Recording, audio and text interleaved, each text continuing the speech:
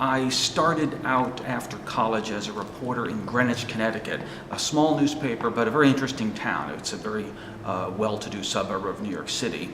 And I really was a reporter for only 2 years before I got sucked into editing, quite by accident. And that's something that it was an important lesson.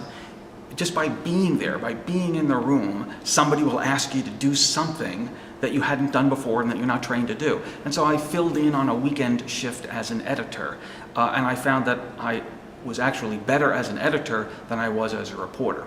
So I then pursued editing jobs, and I hooked up with a company in New Jersey in 1985 that was buying up newspapers all over the country. At the time, they had only a handful.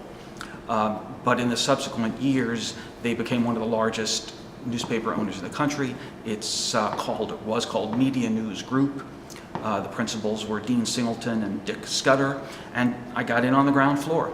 And I was hired as a copy editor for one of their papers in New Jersey, rose up through the ranks to become editor of that paper, and then I'm on my way. They transferred me to bigger assignments around the country as they acquired them. So I'm a New York kid who did not know the world beyond the Hudson River, and I was transferred to Ohio and the Bay Area of California and Western Pennsylvania and Denver, and it was eye-opening and a great experience for a New Yorker. You know the New Yorker cartoon from years and years ago, we all know it, that was the New Yorker's view of the world that had Manhattan and then the Pacific?